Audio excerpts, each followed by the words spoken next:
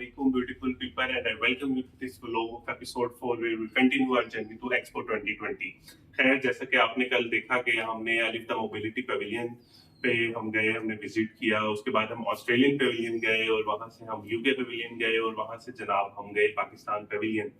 तो आपको बताते चले कि एक्सपो जो है वो ऐसी जगह नहीं थी जहाँ पे मतलब आप एक दिन में सब कुछ घूम सकें। उसके लिए आप अगर 2 हफ्ते भी लें तो तब मेरे ख्याल से जाके आप पूरा एक्सपो को एक्सप्लोर कर पाएंगे। खैर, हमने ट्राई की, हम जितना ज़्यादा जगह को एक्सप्लोर कर सकते थे हमने करने की ट्राई की।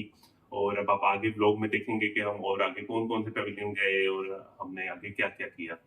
अब एक्सपो वालों को पता था कि वहाँ पे जो है पैदल चलना लोगों के लिए बड़ा मुश्किल हो सकता है क्योंकि बहुत बड़ी जगह थी। तो उसमें सबसे ग्रेट बात ये थी कि उन्होंने वहाँ पे एक बड़ा मज़े का पाथवे बनाया जो कि ऑरेंज कलर का था। खैर, वो लगता ऐसे ही था कि जैसे वो एक नॉर्मल सड़क है या नॉर्मल वॉकवे है, तो वहाँ उस जैसा ही है, लेकिन वो जनाब ऐसा नहीं था। आप वहाँ पे आप चल ज़्यादा देर चल के ना थकते नहीं थे। खैर, तो इस वीडियो में आपके लिए एक सरप्राइज़ भी है, वो ये कि जो आपने एपिसोड 2 में देखा कि मुझे एक फ्रेंड मिला था जो कि इंडिया से था। तो हमने उस दिन प्लान किया था कि आप हमारा ना आगे का क्या-क्या सीन है, तो उसको मैंने कहा कि तुम भी एक्सपो आओ क्योंकि मैं जा रहा हूँ। तो जनाब उसने भी फिर मुझे यहाँ पे जॉइन किया एक्सपो में। तो चलिए हम अपना व्लॉग स्टार्ट करते हैं और आपको बताते हैं कि हमने एक्सपो 2020 में और क्या-क्या देखा।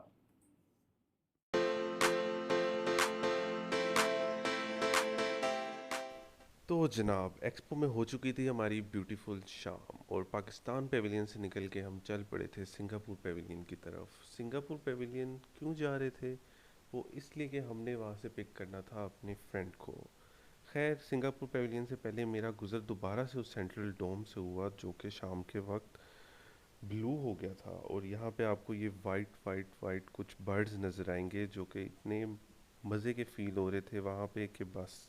सिंगापुर पेविलियन पहुंच के हमने अपने फ्रेंड को किया पिक और फिर हम निकल चले जनाब गेमिंग जोन की तरफ, जहाँ पे थी बहुत ही ज़्यादा मज़े मज़े की गेम्स, जिसमें आपके भाई ने तो बहुत ही ज़्यादा एक्सीलेंस दिखाई और कहीं पे बिल्कुल ठप हो गए।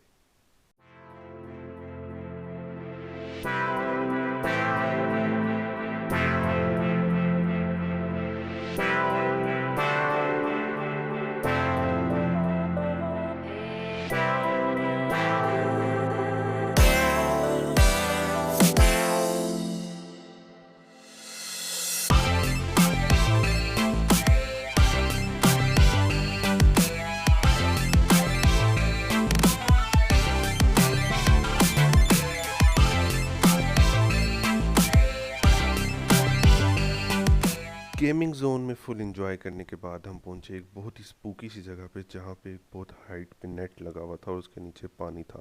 खैर, उस नेट पे उछल के मैंने अपने इर्द गिर्द के बंदों को बहुत परेशान किया। और उसके बाद हम पहुंचे एक सस्टेनेबिलिटी पवेलियन में जो कि इतनी प्यारी आर्ट सी जगह थी कि मतलब उसका हर एक पीस जो था वो बहुत ही ज़्यादा अमेजिंगली क्राफ्ट किया हुआ था। इस सस्टेनेबिलिटी पवेलियन का मकसद ये था कि इंसानों को बताएं कि प्लास्टिक पोल्यूशन से हमारी अर्थ को कितना नुकसान हो रहा है। और इन्होंने डिफरेंट एग्जांपल्स दी हुई थी कि जैसे आप एक मोबाइल बनाते हैं तो उसके लिए 40 kgs ऑफ कार्बन इमिशन होती हैं इन्वायरमेंट में। खैर, ये बहुत ही ज़्यादा नॉलेजेबल और बहुत ही ज़्यादा मज़े का था।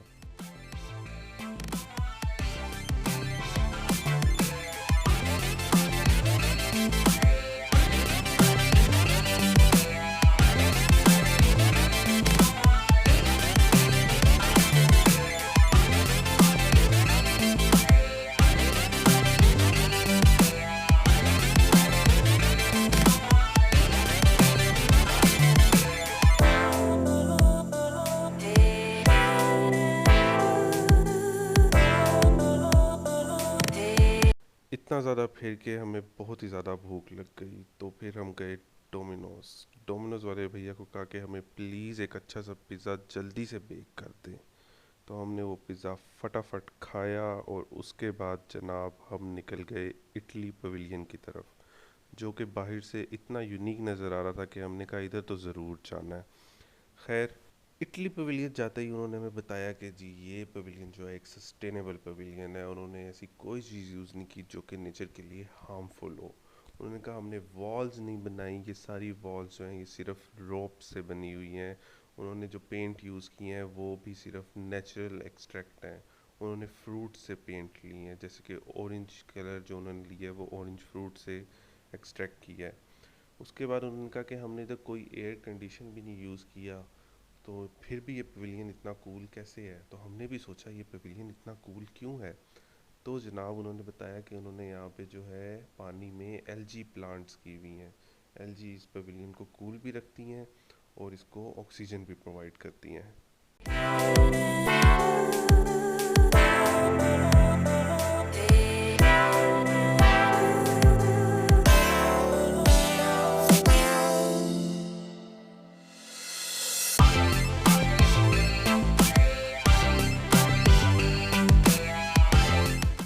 फिर जनाब वो हमें ले गए अपने एक हिस्ट्री बाज़ार में, जहाँ पे उन्होंने अपनी मतलब कल्चर के बारे में बताया, अपने फेमस चीज़ों के बारे में बताया, अपनी फेमस मूवीज़ के बारे में बताया। और आपको पिनोकियो तो याद होगा, ये लंबी नाक वाला वुडन रोबोट में भी।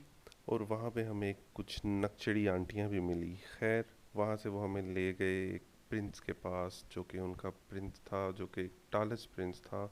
और कहा जाता है कि उससे मिलने के लिए लड़कियां या जो भी था उनसे बैल्कनी में आके बात करती थी, और इस प्रिंस की आंखों में दिल है, और जो भी इससे बात करती थी वो इससे प्यार में आ जाती थी। खैर इटली पवेलियन को हमने यहाँ पे कहा अलविदा, और फिर हम निकल चले बाहर की तरफ।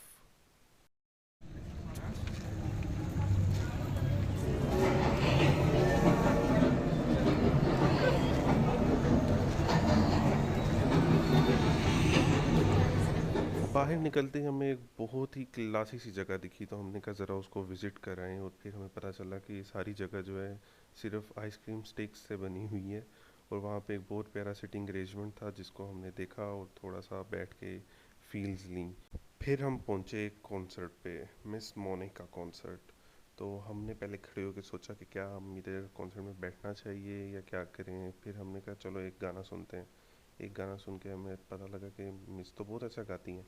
तो फिर हमने बैठ के कॉन्सर्ट को एंजॉय किया। आए आप भी हमारे साथ कॉन्सर्ट एंजॉय करें।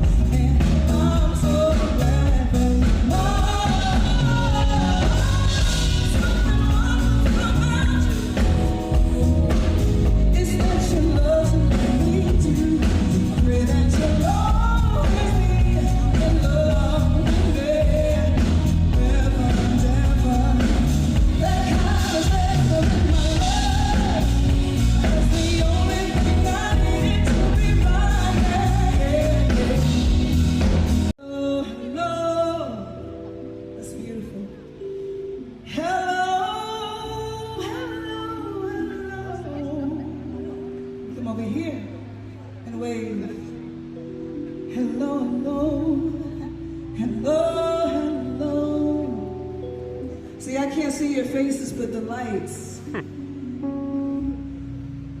are representative of your spirit. The lights are representative of your love. and me. Just waving back to you, giving you my love back to you. Hello, hello, hello. I see you back there. Hello, hello, hello. जनाब, तो ये concert enjoy करके हम पहुंच गए Oman Pavilion, जहाँ पे मुझे इस बाबे का डांस बहुत ही ज़्यादा क्लासी और बहुत ही ज़्यादा फन लगा। तो हमने थोड़ी देर खड़े होकर ये डांस एंजॉय किया।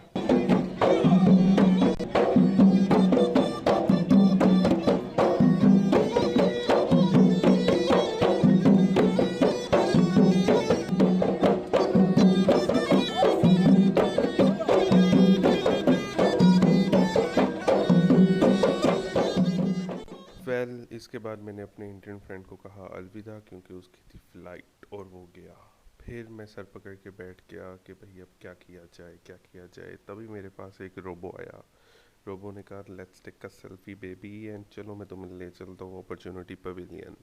खैर अपॉर्चुनिटी पवेलियन वालों ने मुझे बहुत ही अजीबोगरीब किस्म की गेम्स खिलाई। जैसे कि एक गेम जो मुझे याद है वो थी, मुझे डिजिटल टमाटर ज़मीन में बोने थे। सो खैर उनकी एक बेस्ट चीज़ थी वहाँ का पीस रूम। उस पीस रूम में बैठ के मैंने थोड़ी देर सुकून का सांस लिया और सोचा कि अब आगे क्या किया जाए।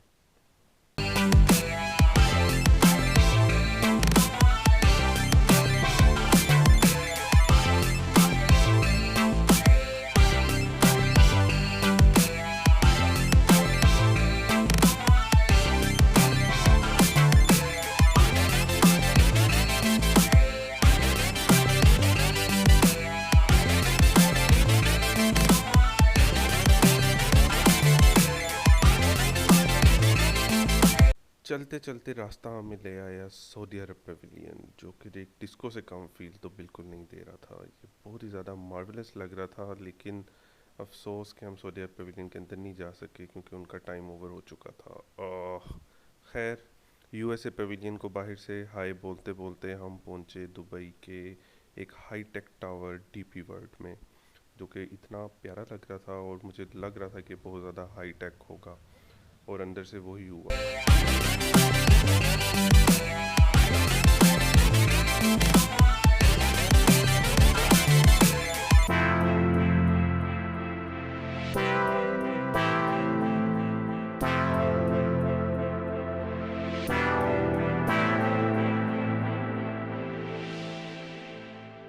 इस टावर ने मुझे तो बहुत ही ज़्यादा फैसिनेट किया। It was full of AI, और यहाँ पे एक स्क्रीन थी जो आपको मोशन सेंस करते हुए सामने आपको मतलब पूरा रेप्लिका करती थी। और फिर उनका एक बहुत शानदार शावर शो हुआ या वाटर शो कह लें इसको, ये भी बहुत ही ज़्यादा अमेजिंग था।